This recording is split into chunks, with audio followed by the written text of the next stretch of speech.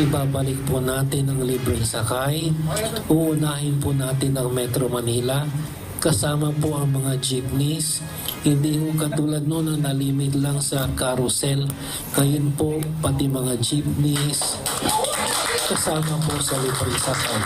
Yung mga nag-organize na as a cooperative, sila po ang may priority dito. Yung mga kooperatiba na not necessarily nag-modernize, but those who organize themselves into a cooperative, consolidate po, sila po yung may priority dito sa pondong ito.